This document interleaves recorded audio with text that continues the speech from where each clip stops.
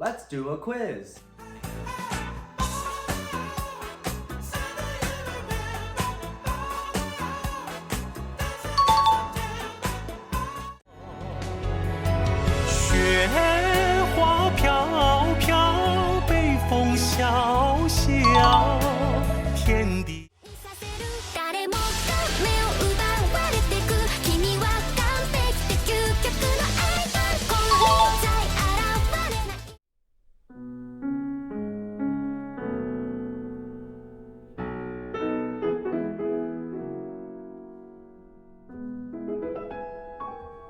Okay, let's be honest. How many of you actually got the last one?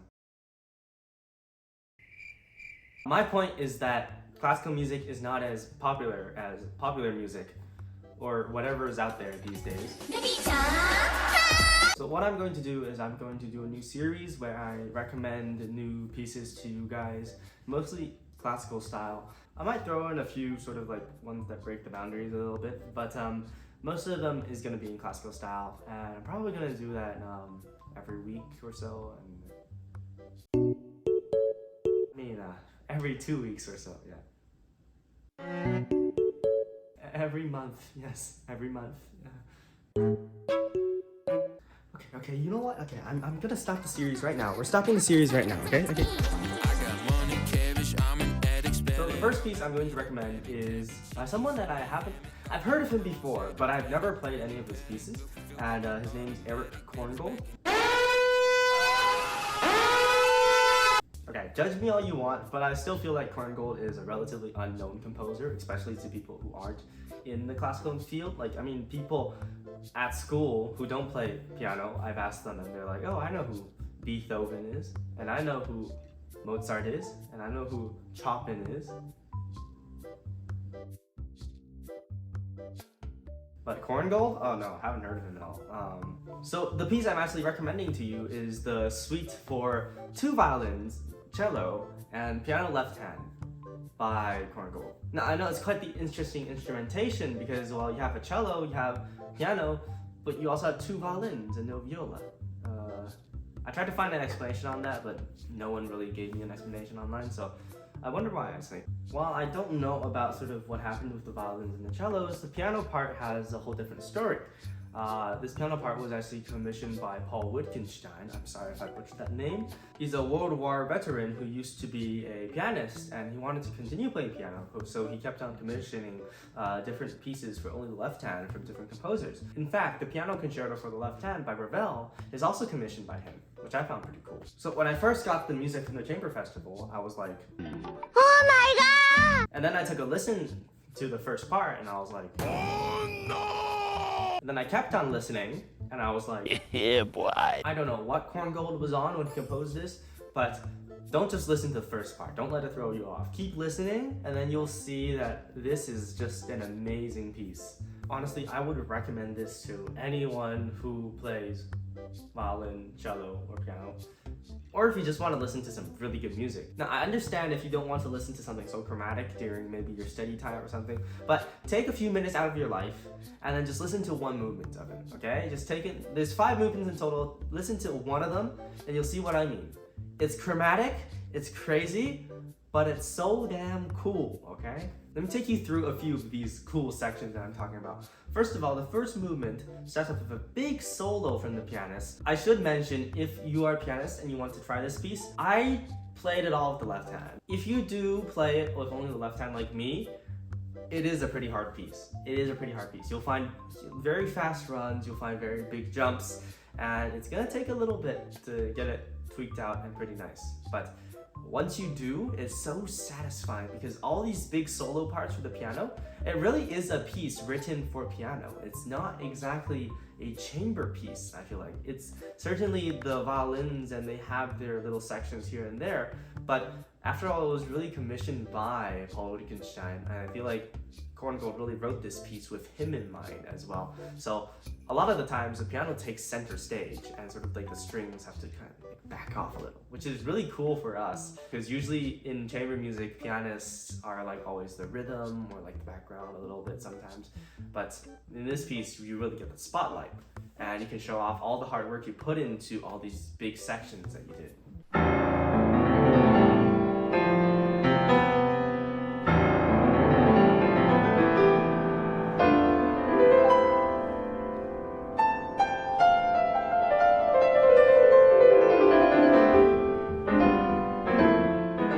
So as I was saying, in the first movement, this is a big fugue part, and it's so slow and dead, but it just somehow hooks you on it instantly. And the cello part,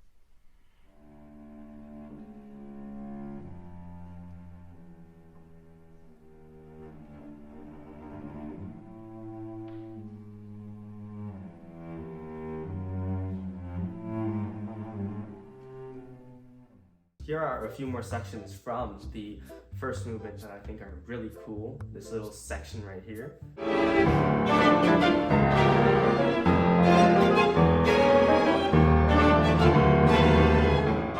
also just listen to the violin on this part. It's crazy.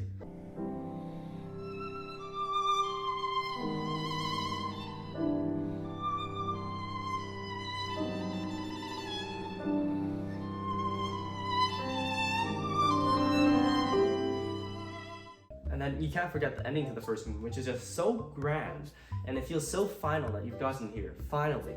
But the piece doesn't actually end there.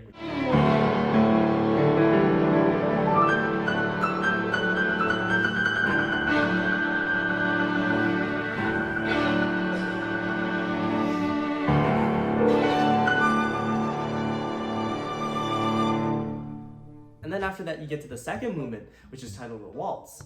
The cool thing is, it's not always a waltz. Most of the time, you don't hear the waltz.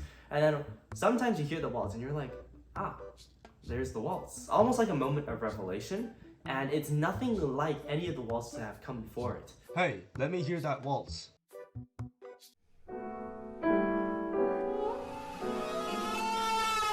It's so chromatic. And then sometimes it just has that so modern. And when I say modern, I don't mean like the crazy modern pieces that we have on the piano like today.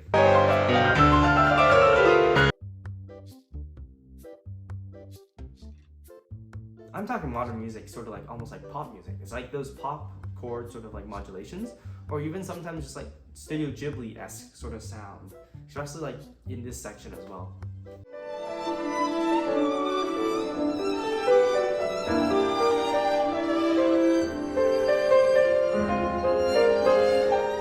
Now we move into the third movement, which is literally titled Grotesque.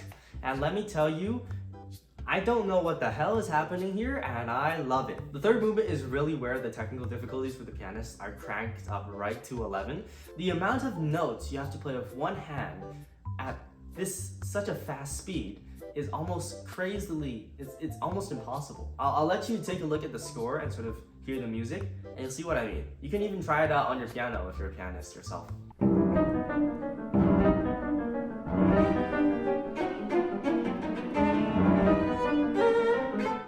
Do you see what I mean? The even crazier thing is that this is not just for a little section.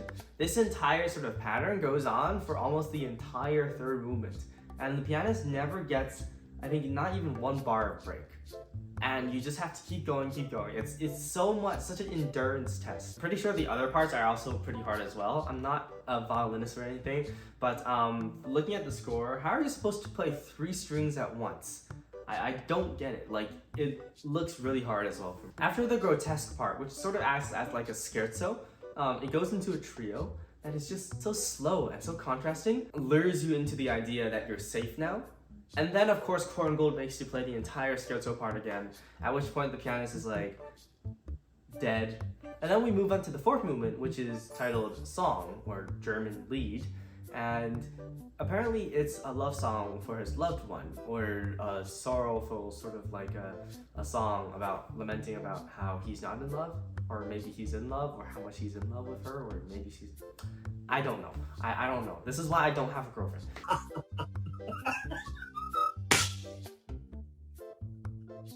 The fourth movement is the shortest movement, and it also is the slowest movement. So a lot of people, I feel like, might lose interest at this point, and then it's like, oh, it's over, oh, it's over. But somehow this movement, even though it's the shortest, it leaves a really lasting impression on you. For me, at least, I feel like it's one of the most special movements. And I don't know about you, maybe I'm just crazy. And then finally, we move on to the rondo, which is the fifth movement. And this is the most exciting movement. It's the finale, and it takes you on a wild ride. It starts off with the pianist just absolutely banging out a couple of octaves. It suddenly diminuendos into this sort of allegro, sort of cantabile sort of song.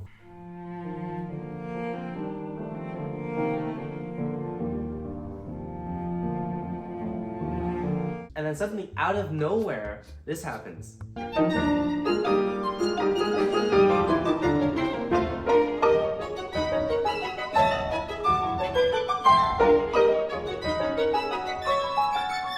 then the chromaticism here is crazy.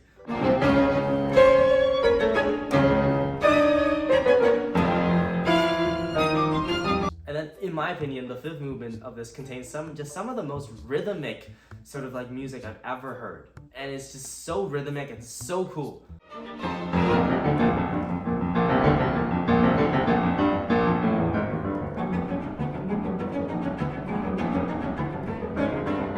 And then, of course, like all music, we look for the ending. Like all sort of forms of media, a good movie isn't good without a good ending. I'll just let you listen to the ending and you can decide if it's good or not.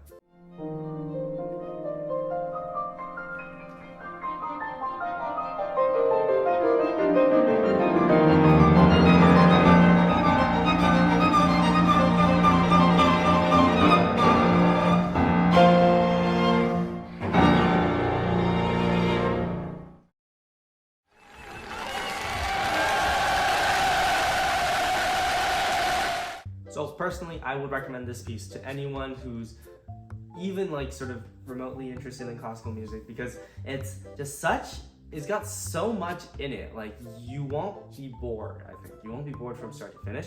And there's just always something coming at you that you have to process if you just sort of take the time to listen to it. If you are a classical musician who plays at a really high level, I would recommend you to learn this. Not because you'll be playing this a lot, because this piece, despite it being so good, it's still sort of rather like sort of like a cold quarter piece sort of. This one is I don't know why it's left to the side. I wish they played it more. Mainly, I'm gonna recommend you to play it because there's just so much technique involved and there's so much sort of like fun themes in there that you can sort of scope out. It's also just such a fun piece to play with friends, and also like a cool party trick is like, oh, what chamber piece do you know? I know Korngold. What? Also, for pianists, this is really going to test your technique. My left hand technique has improved dramatically because I practice this piece, and if you have a weak left hand like I did, I would honestly implore you to practice this. Be careful though, don't hurt yourself, don't play if you feel pain, but try it because it really might help your left hand technique go like up another level. Next, I have sort of one of the most unknown Chopin pieces. I'm not saying it's unknown, it's just like, if you're not deep into Chopin lore, that's just a theory, or you're not gonna be able to find it. This is one of the pieces that sort of like, only sort of like the Chopin nerds. And no, I'm not talking about the super secret new Chopin waltz that came out a year ago. I'm talking about the Scherzo number 4. This is sort of like the Scherzo that I feel like embodies the name of it the most.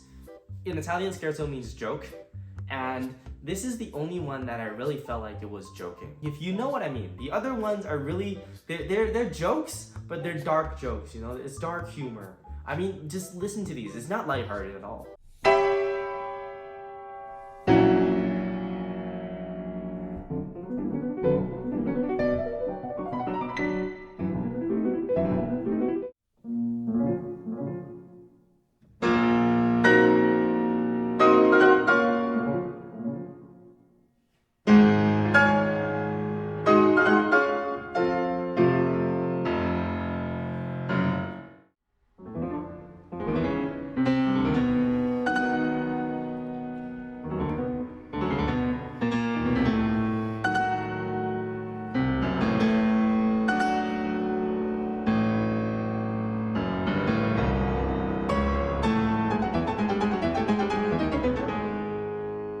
Contrast that with the 4th Scherzo by Chopin, and you'll see what I mean. Sort of, it's just lighthearted, good fun.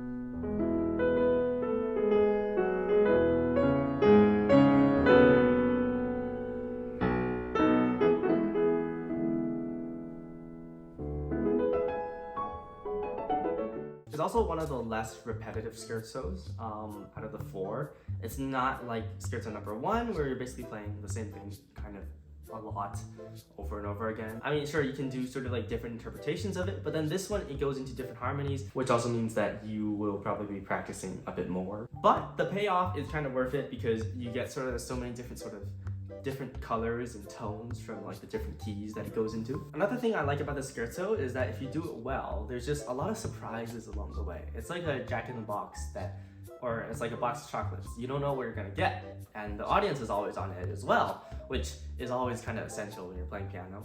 You know, you have to keep the audience entertained. There's also so much in here. There's so much potential for different melodies and different interpretations as well. Like, you can voice the top or the middle or the bottom of these chords depending on how you like it. And then in these sections where the right hand is really just like kind of speeding along, you can sort of voice to the left hand and create a beautiful melody in the left hand, or you can voice to the right hand, depending on what you like.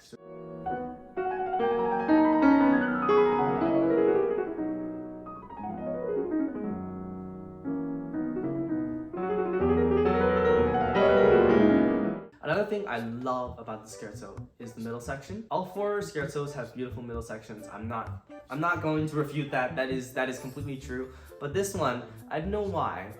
I've heard a few recordings where I just have goosebumps. You know, I get the chills, and it's I don't know how it does that because it's so simple. The left hand and right hand almost just stay the same, but it just makes you feel things. One of my favorite moments within the Scherzo is this chord progression right here. It's just heartbreakingly beautiful.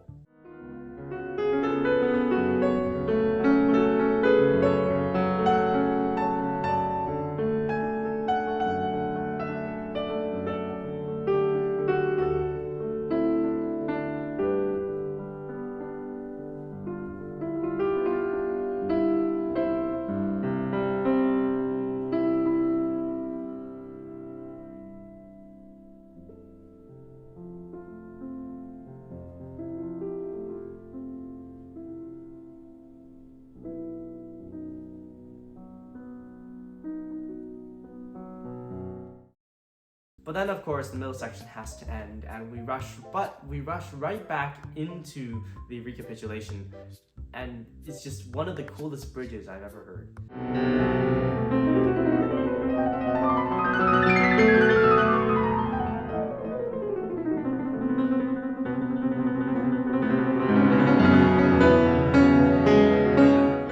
Sets up this recapitulation so nicely because what we heard in the beginning, compare it to the recapitulation, it's just two different worlds. One is so sort of dainty and sort of lighthearted. This one is just so grand, and I don't know why it's not in E flat major.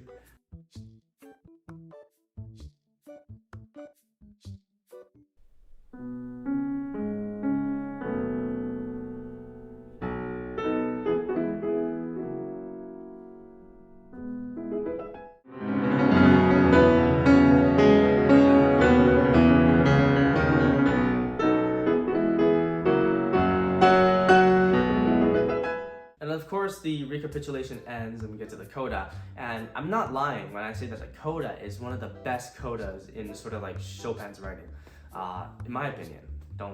Please don't fire me in the comments or something. I don't know if it's the sort of like the chord modulations, or if it's the melody, or if it's the big octaves, or just the fast tempo, or everything combined together. It's just so grand and it has so much momentum and it just keeps going, and right until the end where you just sort of like blast off your chair.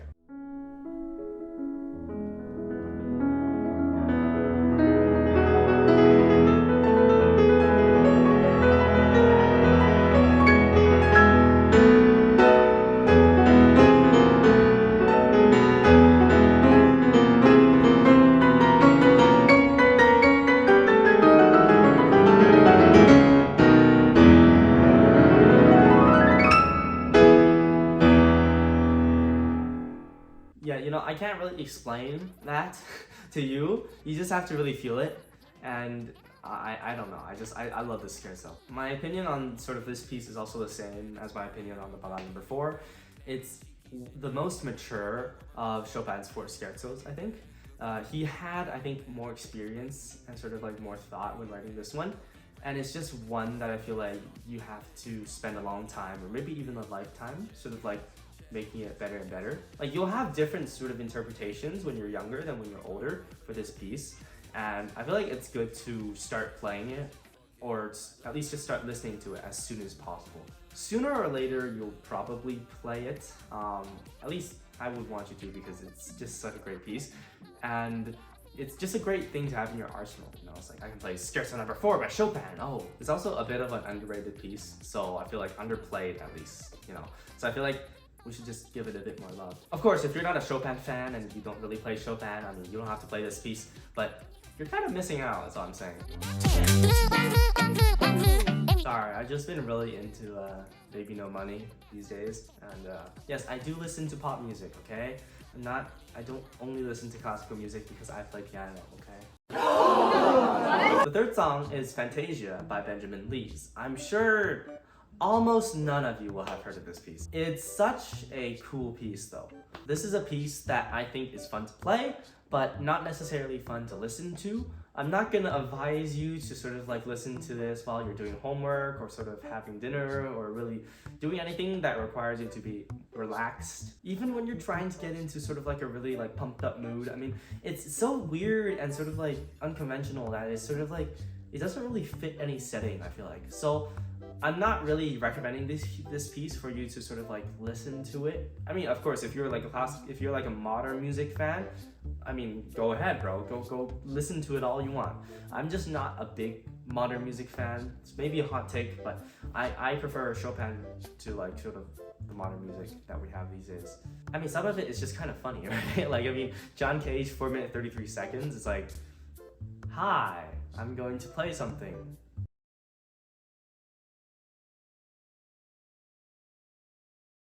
Yay. Okay, now applause. And goodbye.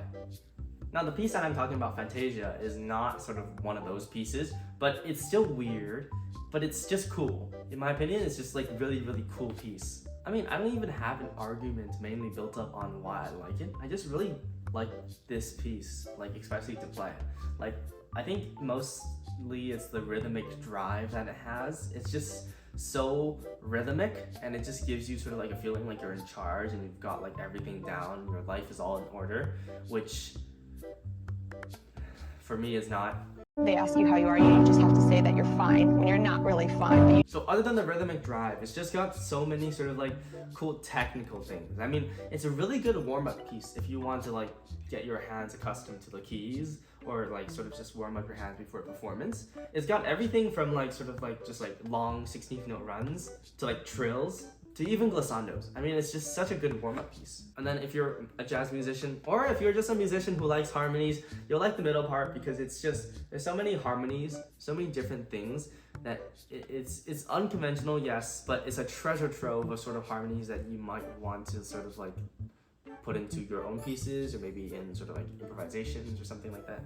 I'll sort of just let this section sort of speak for itself. It's just really rhythmic. It's certainly not the most sort of beautiful section, but when you're playing it, it's just, there's so many syncopations and there's so much like sort of odd this and that. It's just like, you know how something's so weird to the point where it's just like, oh, that's just cool now, you know? Or maybe I'm the crazy one. Much to learn you still have.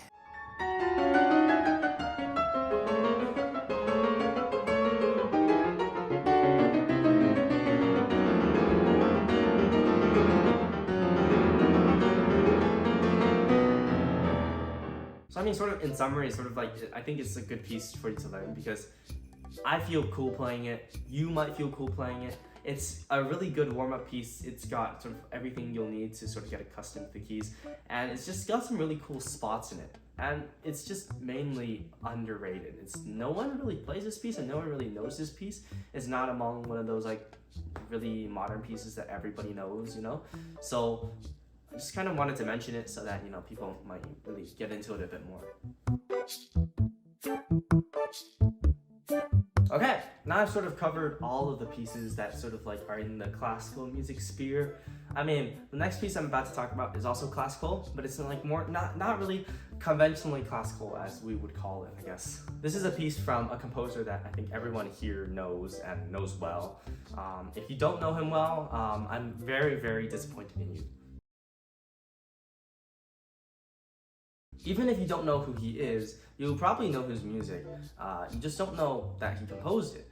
Or if you've seen any of the movies by Ghibli, like Howl's Moving Castle, or Spirited Away, or Il Porco Rosso, or maybe like Kiki's Delivery Service, like any one of those, and you'll be like, oh, you know his music. If you don't know any of those movies, I am going to send my mom over to your house with a slipper, and you know what that means. This piece goes out to all of the Nausicaä fans out there. In case you didn't know, Nausicaä is a Ghibli film by Hayao Miyazaki, and it's quite a good film. It's one of his earlier ones, and I really enjoyed it. People don't really mention it, but I really loved it. It's a great film. One of the reasons I feel like the film was so memorable was the music score, which includes this piece right here. It's called Fantasia by Hisaishi. Haha, cool, 2 Fantasias in a row. Good job, Jaden, okay. This is one of the few pieces that Hisaishi wrote, like, specifically only for piano.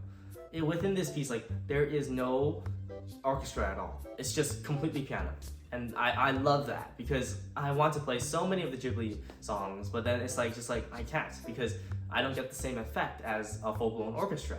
So this is just such a great piece for any pianist who loves Ghibli but feels sad because, you know, you can't really produce the same sound as an orchestra. Okay, I might be sounding repetitive by now, but I wanted to bring this one up because it's really underrated. Like, no one really knows this piece.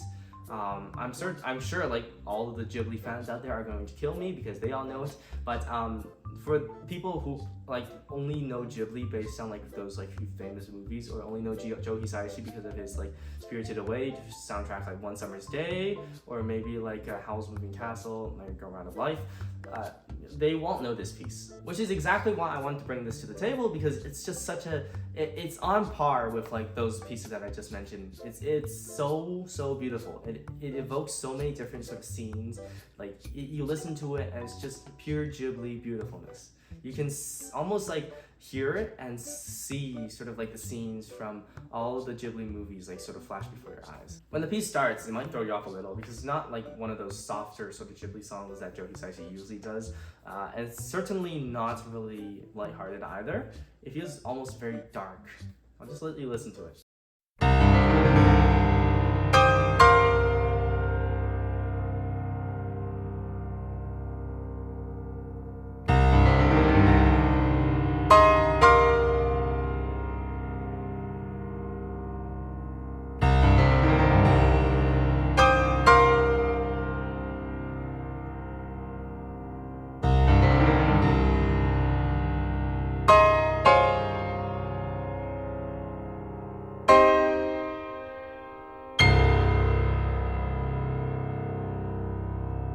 It's really sort of like pedal to the metal. You get this really sonorous and sort of grand sound out of it. And the two sort of chords at the back, I feel like those two chords are just like sort of like bells in a big valley. In case you didn't know, Nausicaä's full name is Nausicaä of the Valley of the Wind, which is why I feel like it sounds like bells in a valley. To any of you who want to play this, I would advise you not to sort of like be shy here. Just completely just like blast out this part because you want it to contrast so much with what's coming up next. After that huge sonorous opening, the contrast is almost like, it's crazy, it's striking. You get this really sort of like pianissimo, almost like fogged up sort of environment. Out of the fog comes like a beautiful melody, and it pierces your heart.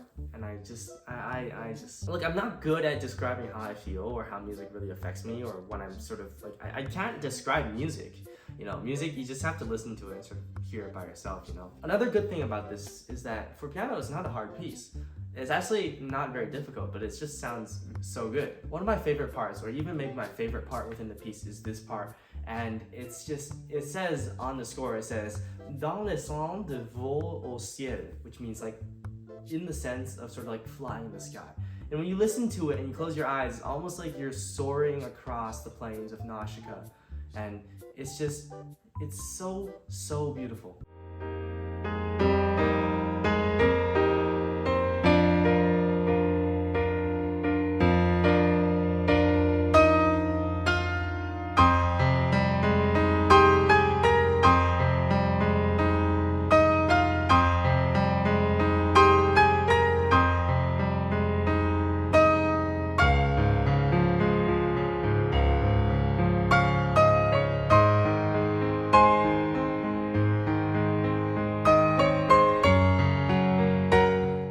other favorite part of this piece is this part, which is right after the big, like sort of like a flying part. But this part, it says almost like snow falling. It's like heavy snow falling. And he evokes this so well. I don't know how Joe Hisaishi does it. He evokes it so well. I mean, it really just sounds like, I live in Edmonton, so I know what heavy snow sounds like, and I know what heavy snow feels like. And this is really just exactly that feeling.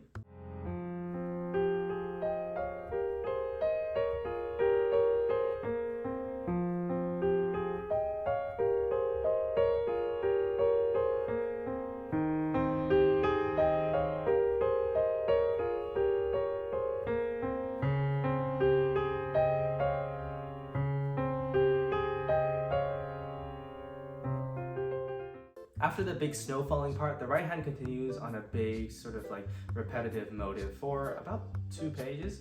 And then the left hand is just such a beautiful sort of like a melody underneath that. It's a really tough thing to keep the left hand really sort of like clean, and also the right hand sounding the same all the way through, because you want to use pedal but you also don't. So it's kind of a bit of a challenge. If you do it right, however, this part sounds absolutely exquisite.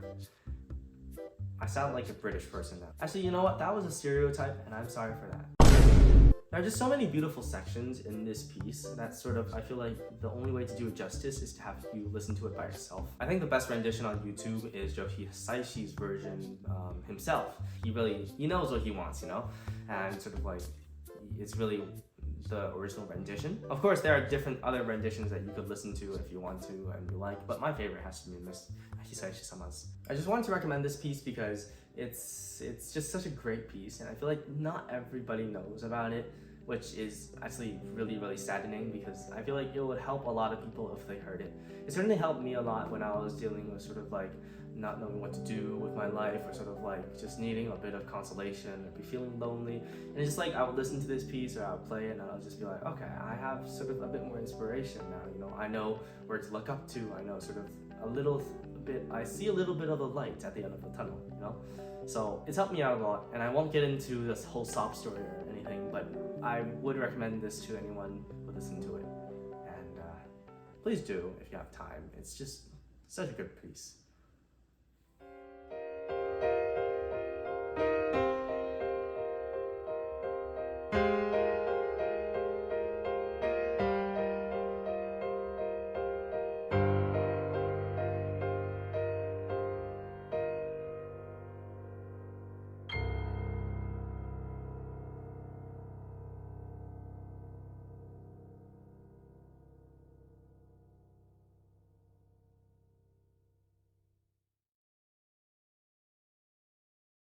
Okay, and that brings me to the end of the list for today. I know I'm sorry for all violinists or like orchestra members out there. I'm sorry for underrepresentation. I know all of these are sort of like almost all piano pieces, and my response to that is I'm a pianist, and I mean, I listen mostly to piano music, but I'll see if I can sort of get more representation of other instruments out there, because I don't really know what's really technically hard, or really what's really sort of like beautiful in violin, or really, as I was saying, I don't really know sort of much about violin or trumpet or like saxophone or wind instruments or timpani, or I don't know much about this. So I mean, I'll see if I can sort of get a few more representation in there, but for now, this is my list for today, and I hope all of you enjoyed that, and I hope you'll listen to the pieces I recommended, because from the bottom of my heart, these are all pieces that I genuinely love, and I hope that you guys will come to love as well. But for now, I'm going to go listen to the Chopin competition, and I'm going to get some inspiration, because I am still not practicing enough. Haha.